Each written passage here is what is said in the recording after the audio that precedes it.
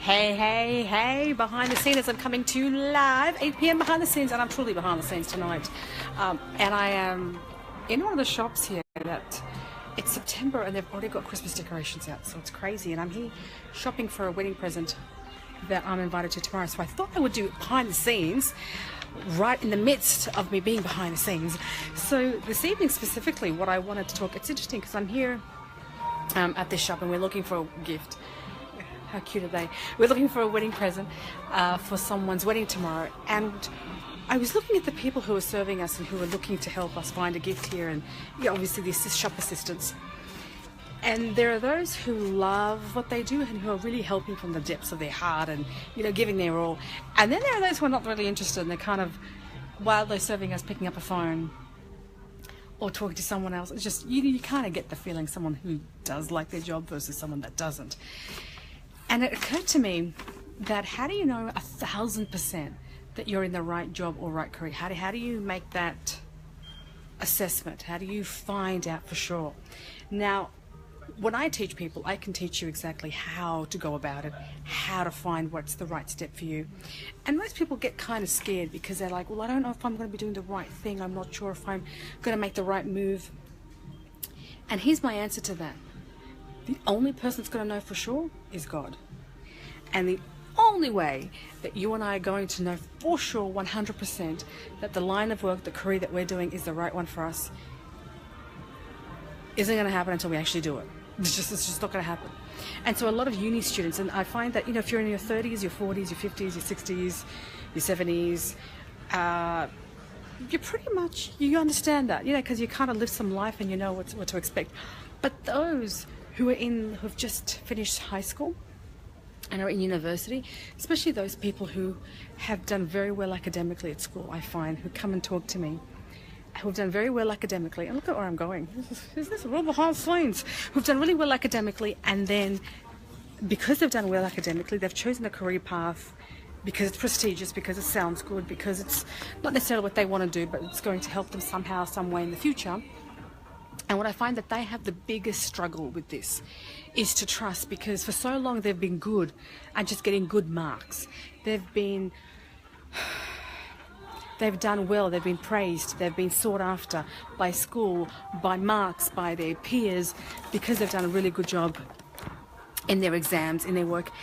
And to come out of that and actually do what they love to do without the guarantee that they're going to love it or it's the right path, I find that these people, that could be you listening to this right now, struggle. And it's because you haven't had a taste of failure.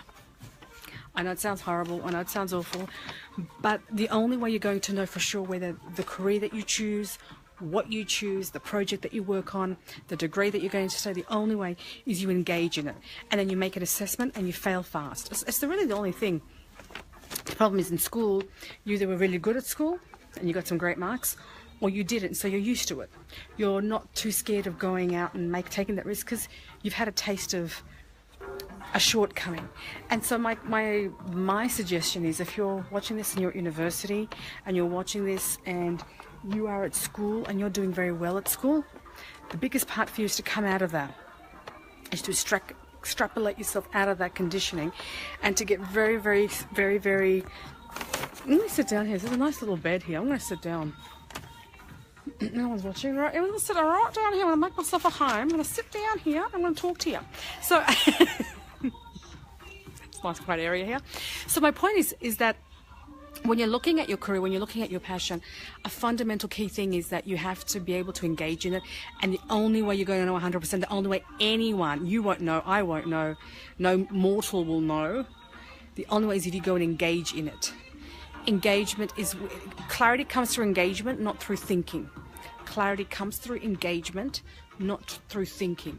So the only way you and I are going to know whether we're worth the grain of salt that we're going out, whatever the project is that we're going after, if we really want to know for sure, is we have to do it. And then from that experience you'll know.